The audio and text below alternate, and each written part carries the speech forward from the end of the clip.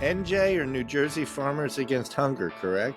No, it's a little more complicated than that. Unfortunately, it's the New Jersey Agricultural Society, and the program is Farmers Against Hunger. Oh, okay. Gotcha.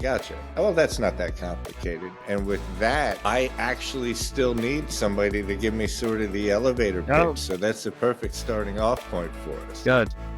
Are we on go mode now? Yeah, we're on go mode. Awesome. With that, we're on go mode. Right, yeah. All right. Let me frame here. Get rid of the LL Bean. So the elevator pitch is that the New Jersey Agricultural Society is one of the oldest associations, if not the oldest association in the United States. We were founded in 1781. And we were the governing body for all things agriculture in between the two major ports in the United States during early colonialism, right? So we basically, New Jersey as the Garden State, fed Philadelphia market, fed New York market, brought fresh fruits and produces into those facilities to help the burgeoning population there. So fast forward to today, there have been lots of pieces to that conversation that have been broken away. Education, went to the land-grant university with Rutgers. The government picked up a lot of the responsibilities that we had been a part of, et cetera. And now, for the past 30 years, we have 3 specific programs that we have built for the New Jersey Agricultural Society. Those are Farmers Against Hunger, which we'll talk about today, Ag Education, where we're educating the non-farm public on the values and benefits of agriculture in New Jersey, and then Leadership Training. We put a 2-year course together for those aspiring agricultural folks who have been in the business, who are looking to take a more leadership position. So we teach them non-farm skills, including public speaking, business planning, marketing, succession planning, strategy, so that they can perform at a high level when going after positions. So, for instance, 5 of the 8 Board of Ag members are alumni of our Leadership Development Program. The Secretary of Agriculture is an alumni of our Leadership Development Program. The President of the New Jersey Farm Bureau is an alumni of our program. So it's been really successful helping to train up folks in the agriculture industry to be leaders in the state. Getting back to Farmers Against Hunger, that was founded, I believe, in 1996. So we're coming up on our 30th anniversary here in a couple of years. We are a network of farmers. Those farmers, if you know anything about food, about 30 to 35% of all food never leaves the farm. It's turned back into the soil. It's taken to a compost heap, never gets to market. And that's for a variety of different reasons. So it was, I think during a legislative tour about 30 years ago, people saw that there was a ton of food that was ready to go, that wasn't going to get to market. And they came up with the ideas, well, it's not going to go to market if you're upside down on this product from a cost standpoint. What if we collected it and took it into places in need? And thus, Farmers Against Hunger began. So fast forward today, we are collecting about 1.5 million pounds of food every year. We distribute it to 75 different agencies across the state. An agency is defined as a church, a community center, a senior living facility, a veterans group, anybody who is kind of a central hub for us to drop pallets of food off at the enterprise level. So each week we're delivering about 25 to 30,000 pounds of food across the state, fresh fruits and vegetables primarily. And our 4 main hub and spokes are Trenton, Camden, Browns Mills, and Mount Holly. We also are pushing into a variety of other places across the state, so that we do ad hoc drop-offs to places like Salem City. We go up to New Brunswick. We work across Middlesex, Monmouth. We're working into Ocean County. So our trucks are on the road collecting food and then distributing food to places in need. We're serving That's awesome. Yeah, we're serving about, depending on the numbers, 11 to 12,000 folks in need every week. Yeah. We're funded by the state with a gleaning grant, and then we have other kind of individual corporations supporting us, like the Holman Foundation, the Wawa Foundation, and other family foundations who are helping support us. They all see a need, and that's a big opportunity for us, is to continue to build those corporate relationships to help us build and grow. Flip side of that is we do corporate gleaning. So we'll take companies out onto the farmers' fields and have them collect food. And so they get to participate in the gleaning process and then know that all the community service work that they're doing is going to a great place. And they get to be outside and really enjoy being out on the field. What we always hear is, well, typical New Jerseyans, right? Well, they're on the highways, but people never take the time to actually get off the highway and look at what's right around the corner. So we'll hear, I didn't even know this farm was here. Oh my gosh, this is amazingly beautiful. And, if people take the time to get out into agriculture and really understand the beauty of what the Garden State has, that people are definitely surprised oftentimes. There's a ton of very rural spots you can find yourself in where if you had a certain upbringing in New Jersey, it might as well be, like being dropped on Pluto. Like there's certainly people who've resided in New Jersey their whole life who have no idea that you can go find a big stretch of country road in the middle of some rolling farmland. And I'm kind of the poster child for that. I grew up kind of in the Mercer County area and in Hopewell. And there's agriculture there, don't get me wrong, but there's also a lot of wealth. And so, the real farms have been kind of pushed out, and now it's more gentleman farmers. And there are a handful of larger farmers, but not many. And when you go into places like the Pinelands and look at the cranberry bogs and look at the open space and the scraggly pines, it really does feel like you're almost up in like northern New England. It's got a very kind of rustic, authentic feel to it that you just don't get in any other places. And then down south, I did a study spent 3 or 4 days doing a video production on the blueberry harvest, and the Hamilton, Vineland area, just spectacularly beautiful with agriculture. And we don't see that up in the more kind of densely populated areas. So if you get up to, Morristown or Princeton or Montclair, people think that agriculture is, these small, 30-acre gentleman farms, so to speak. But we've got farmers who are farming a couple thousand acres. Now, the association, the sort of see what I'm learning is this goes back hundreds of years. Yeah.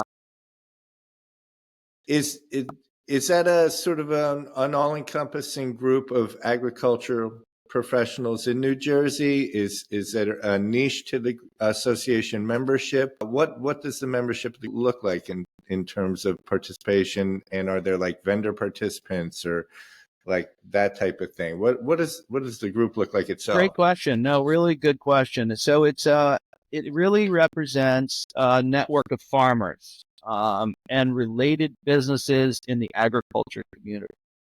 So traditionally, I'll talk about our board makeup, which is a good reflection of our membership overall. 50% of our board are producers, so farmers. And our board's fairly large. We have about 30 board members.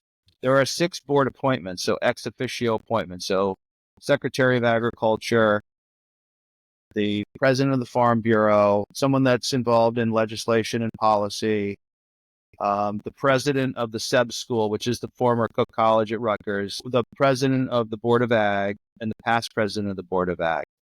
And then elected members thereafter. We also have someone from the the president of the FFA, which is the Future Farmers of America. So trying to connect back into the next generation of farmers as well. So overall, that's probably reflective of our broader membership base as well. So I would say 50% farmers, and then seed manufacturers, fertilizer companies, tractor retailers, and anybody who's interested in supporting the agriculture community as a business or individually. And the sort of educational aspect, does that go way back in time to the roots in the founding, or are these things that have come up as required, so to speak, by the community and by the market? I would answer that more as the latter description. So, back in the 1800s, everybody was connected to agriculture. You didn't really need to educate people about agriculture as much. Good point. Today, there is a disassociation with agriculture and food, so that you've got people shopping at supermarkets who don't even really understand where their food comes from, or which animal it comes from, or what it actually reflects from a nutritional value standpoint. So education really for us is all about educating the non-farm public on the value of agriculture, with particular interest in the state of New Jersey. But whether it's preserving open space, whether it's adding a value additive to the culture of New Jersey, whether it's building economic sustainability in agriculture. And I think most importantly for this generation, it's mitigating the amount of time and miles it takes to transport a vegetable to someone's kitchen counter. So, right now, I don't know what the percentage is, but a very large percentage of our food comes from California, the West Coast, Mexico, and then it gets to the supermarket and people buy it, and there you have it. There's no real sense that, wow, this tomato just traveled 2,000 miles to get to my kitchen counter. Is that a good thing? And I think the answer is no. I think the aquifers in the West Coast are drying up. I think the notion of you can have whatever vegetable or fruit you want 12 months a year. So thinking about eating seasonally, what we're really doing with food is we've commoditized it and turned it into a product that is it's a utility, rather than someone going to a farm market and really understanding that all the hard work that was put into this, the nutritional value, the soil, what it takes to produce this. There's a big kind of disconnect between the public and the agricultural process. So we're trying to educate the non-farm public on the value of local agriculture and why it matters. And seems like you'll take on any sort of conversation that contributes to that, like anything from the educational side, like you're saying, to just general PR, having a general understanding amongst the population is the only way that you could expect them to stand up for themselves and be on the side of local food production if and when it matters. So yeah, just to be clear, I can see how all of that sort of makes sense. We do not get involved with policy. We're a 501c3. What our job is to teach the non-farm public the value of agriculture and to get them to, my background's marketing and media, so I know consumer behavior. General Mills and a lot of the big packaged goods companies spend tens and hundreds and billions of dollars building behavior. It's that muscle memory. If you can get someone to go buy a box of Cheerios, and you get them to do that every week for the course of their life, what is the customer lifetime value of someone going and buying a box of Cheerios every couple of weeks? The numbers are staggering, right? And we've built huge companies around the notion of consumer behavior. If I can change consumer behavior just a little bit and get that consumer not to go buy a tomato from California and to go visit a local farm market, or ask their supermarket manager, where's the local New Jersey food? I want to eat local food. Then I've done my job. That's really what it's about. It's about creating an awareness around local food systems and getting people to think about changing their behavior enough. And I know people are really busy, so it's really hard to get a soccer mom to not, to take an extra 20 minutes to go to a farm market or to ask that question to the store manager. It's not easy. And I get that, but we're just trying to change behavior a little bit to get people to start thinking about local food systems for all the reasons that I just described. I mean, most people don't even take the time to read the labels of what they're putting in their cart and will eventually put in their mouth. And I honestly think people's purchasing habits would change dramatically if they read the labels. One trip to the store, if they read the labels on everything they put in their cart. Yeah. and spent 5 minutes on Google for the words that seem to be from outer space, I think it would change their behavior. And I think that type of thing can be very sort of self-fulfilling or rewarding on its own. I don't know. I shop like that and I feel better shopping like that. And I feel better feeling better. So I continue to do it. Like, I think a little education around people's food ultimately does go in the right direction, because I sort of fall into the camp that thinks local food that doesn't have to be preserved for shipment, that doesn't have to be sprayed with stuff just so it can make it to the market looking presentable. I mean, the more proximity, I think there's a ton of benefits right there, flavor being one of them. So I don't think it's a hard pitch in any way, shape, or form once people have been exposed to what it is that you guys are selling, which is like, you can't have every vegetable all the time in a place. Like, that's not how Mother Nature really works. What? But if you acquaint yourself with seasonal eating, well, geez, there's nothing better, find some old timer and get them to talk to you about Jersey tomatoes or, asparagus or something like that. They will. And they'll give you a list as long as their arm why it's better. Oh yeah. No, so when you pick a fruit or a vegetable, right, there's that vegetable is ready for you, right? You're picking it when it's ripe. It's full of nutrients and good things. Now, if you pick it in California, it's to the box truck. The box truck takes it to a warehouse. The warehouse, you're waiting for the truck to pick it up, drives across country, goes to the warehouse, sits for a couple days, gets to the shelf at a supermarket or in the back of the room of the super. You're talking about fruit from the West Coast is going to be 6 or 7 days old after it's picked. Now, nutrient value dissipates over time. As a vegetable gets picked, it's off the vine, it's off the tree, and then those nutrients dissipate. They naturally release. So when you eat something that's 6 or 7 days old versus 1 to 2 days old, there's a deficit in nutritional value on that particular piece of fruit or vegetable. So it further supports local food systems. So you want to eat something the day or the day after it's picked. And most farm markets in New Jersey, that's how they manage their food. And farm markets in New Jersey are almost ubiquitous. Like, if you see a flea market sign in New Jersey, that's not just a flea market. I guarantee you there's a farm market going on in that flea market. Right. Of fruits and vegetables that are seasonal. And certainly throughout South Jersey, and I would imagine even in the neighborhoods where you're going to find, a gentleman's farm in Mercer County, you're probably finding farm stands.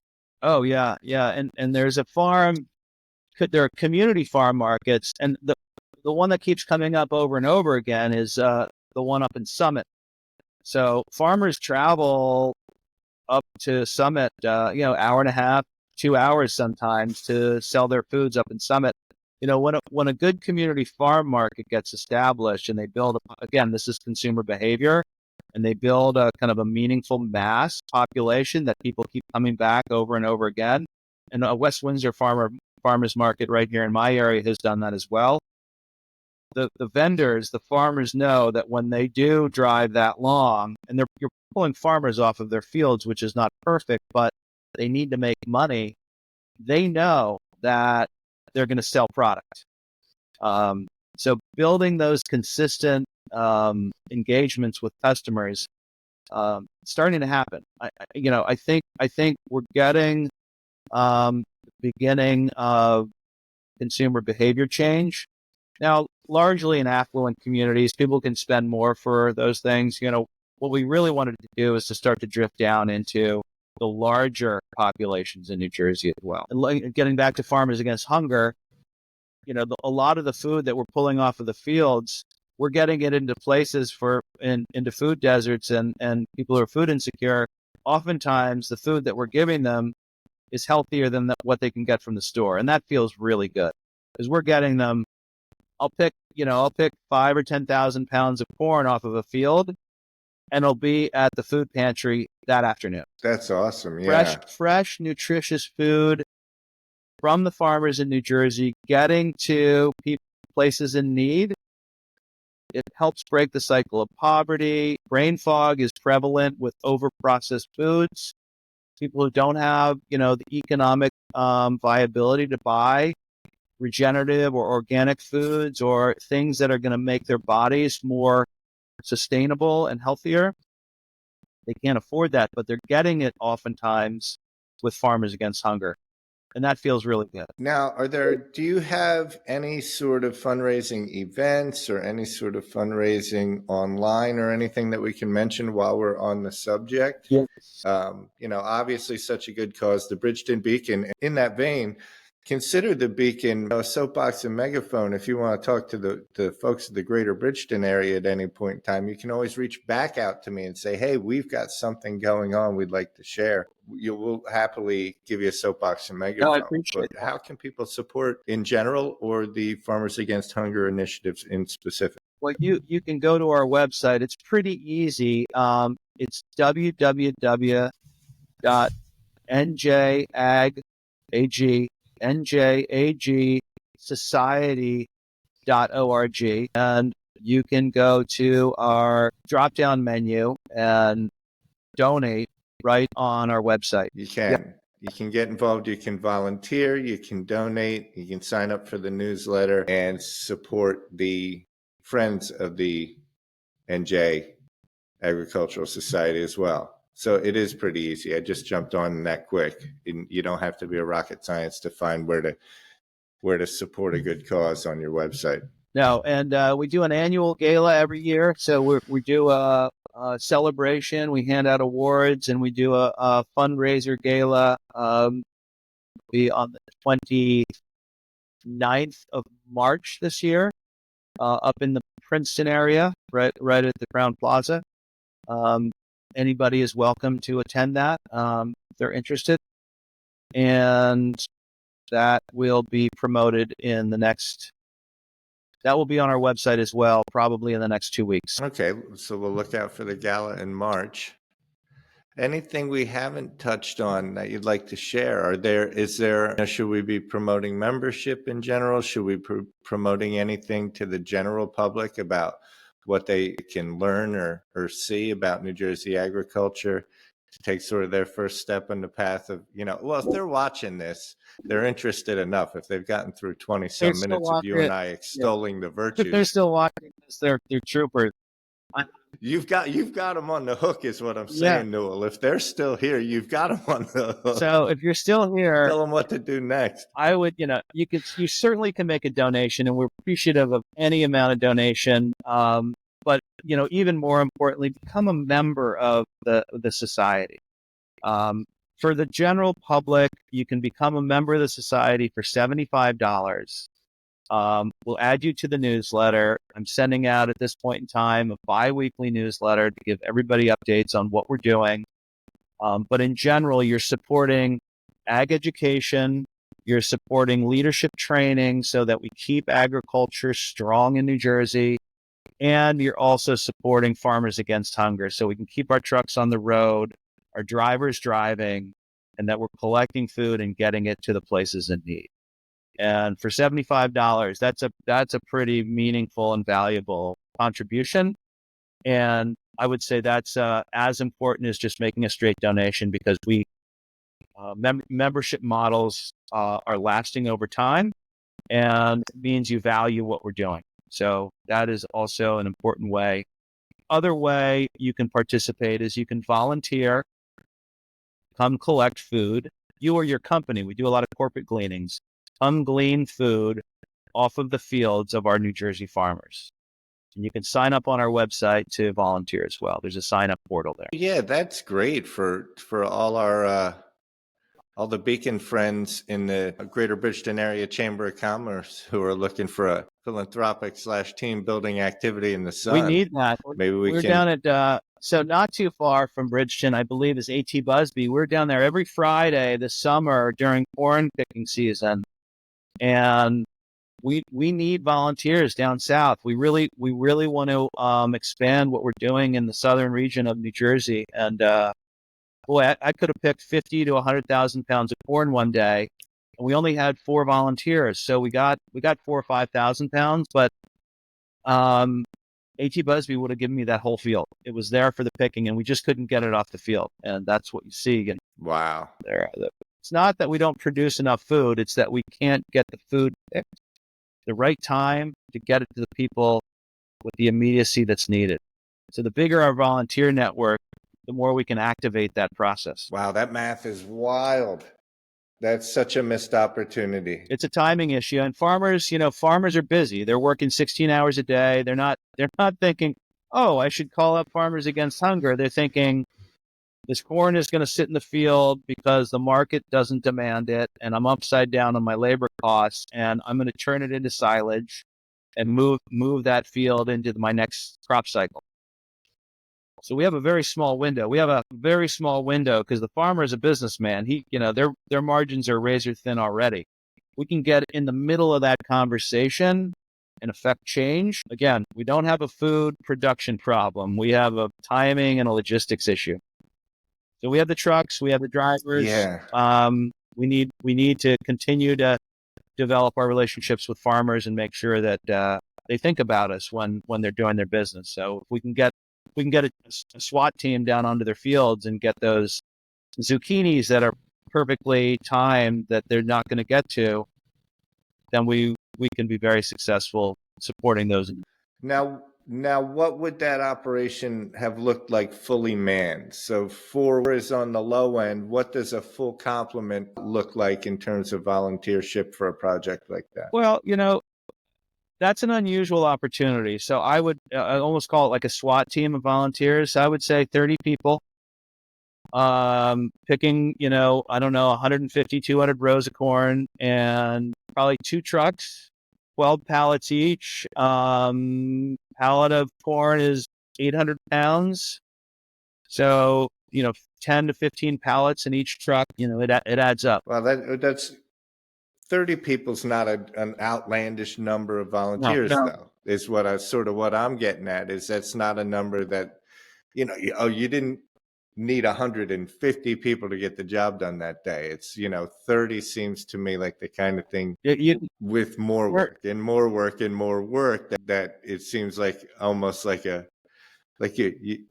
dream would be to be able to push a button when that sort of opportunity arises and have so many people out there on a mailing list or a text list who are open to the idea that, hey, once in a while we get these crazy opportunities to really collect and deliver a great deal of food. That's right.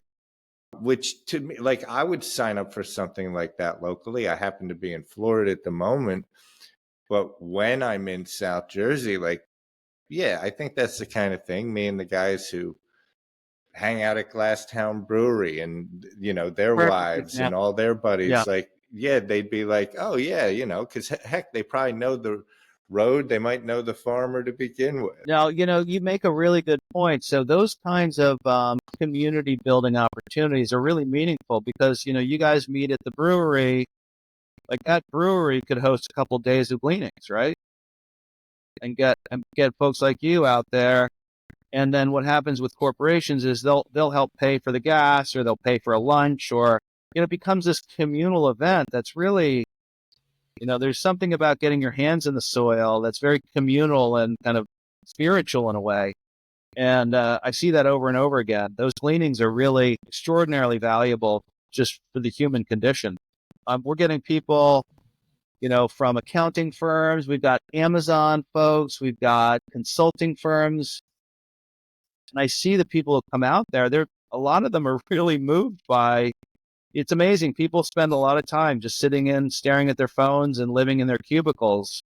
And the volunteerism that these organizations are asking them to do, they love coming out and cleaning because it really is a change of pace in a very good way. Yeah, there's something about, actually filling an actual truck with actual stuff versus, I spent a lot of time at a computer doing editing and audio engineering, but handing someone something or putting a crate in the back of a truck, that's about as tangible as it gets. So I can see where there's, even just once in a while, if you don't get your hands dirty often, there's a real appreciation for like seeing a whole pile of your work at the end of the day. It's a good feeling that most people don't have the opportunity to live that way. No, it is. It's great. And they know where it's going too. I mean, they know that food is going to really important places. Yeah, it almost makes me want to see what kind of interest I can raise from my buddies when I'm back up in New Jersey. Absolutely. I can't decide if that was an emergency or if it was your dog was going to come running down the hallway, if your kids were coming in with a sandwich. No, that was my son's dog ran up the stairs, and I was being mindful of the noise. That was great. The good news is in the last couple of years, the AI and this you walked right into my pitch for podcasting for associations, but the AI around audio engineering, cleaning up background noise, all that type, it's been game changing, even in really the last 12 months, the ability to take out stuff. So sometimes I'll even tell people in advance, like, don't worry if your dog barks, or don't worry because it's the quality of the product in the end is generally so good. Right. But that would be, so you guys have an email newsletter, man. Again, if you don't start your own podcast, anytime you want to use us as a platform, don't hesitate.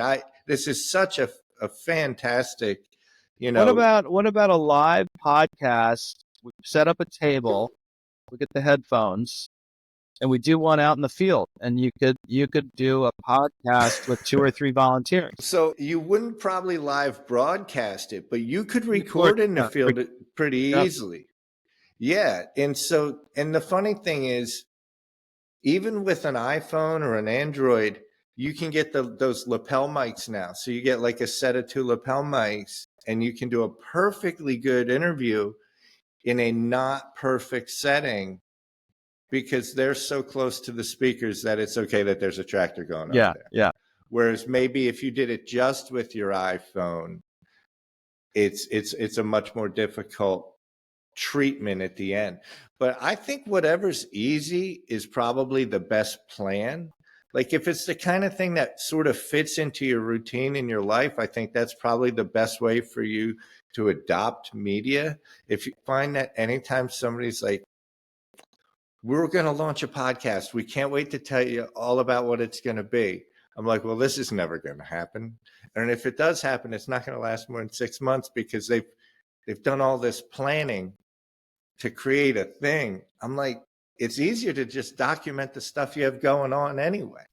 Like, you're already doing a podcast, you're just not recording it.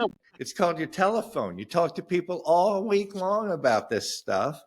And some of those would be really interesting for sort of educational or public consumption, or even internal comms kind of thing. But I think whatever's easy. So if you've got the interest in doing things like that, don't hesitate to call me back and say, here's my idea, because I will be happy to say, okay, well, definitely don't do this and don't do this. Right.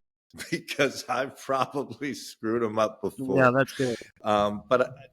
But I do think to get out there and interact with participating farmers, volunteers, people, and the conversations would change seasonally. I don't know, it's the kind of thing I think I'd be interested in, because it's so niche. Like most of the podcasts I consume are from these, niches that I don't necessarily live in. Like I don't live in agriculture, but that's only more reason why I want to spend time listening to people who do. It's like a whole, I listen to hunters all the time and I don't Yeah. hunt. And that might be who I listen to more than anybody. And that sort of their point of view on conservation is highly educated, very fascinating, their perspective, but who would want to take care of the land or the resources on it more than them? Because they're harvesting those resources. So for me, agriculture is very much in the same vein and has a greater depth of subject matter than Joe Schmo would think at a glance. There's chemistry. There's the business end of it. There's the human resources end of it.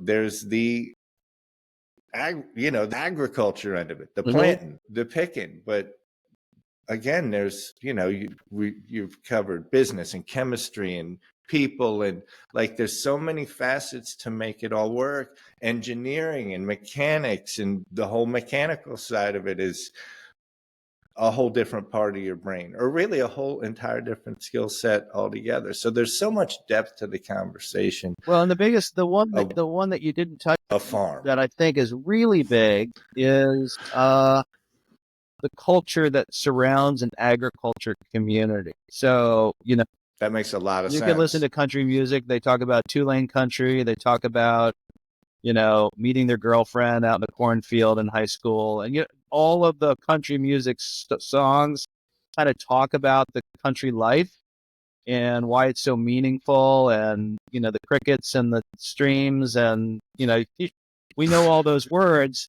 But the truth is, in New Jersey, we need to preserve our agriculture community, because who wants to just live in a strip mall and housing developments? If you don't have a balance of open space and culture of agriculture, you're missing a really big part of our connection to life. True. It's a recognized but not nearly appropriately revered enough segment or segment of our culture, is what I would get. It's there, but it's been there before all of us, so we didn't notice it. Like it didn't pop up, kind of thing. It's not a shiny new toy for the culture overall to play with, but it's underappreciated. I think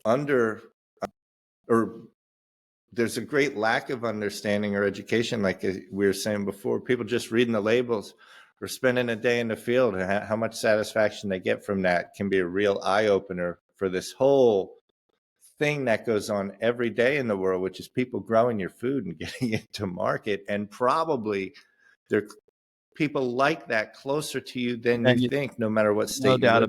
No doubt about it. You talked about the workforce too. The migrant labor workforces that come up through New Jersey to pick the blueberries, right? To harvest the food.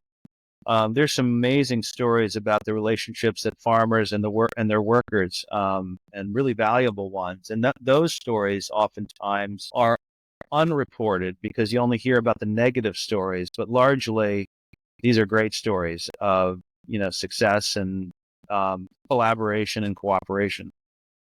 I really saw that when I was down doing the blueberry harvest. This is a seasonal. A lot of the seasonal workers are coming up through the state and are revered and well respected by all of our farmers. Because if we don't have them, they're not going to get the quality of the blueberry, because the electric machines don't do as good of a job getting the berries to market. Well, you're right. There must be just an endless trove of incredible stories. Yeah.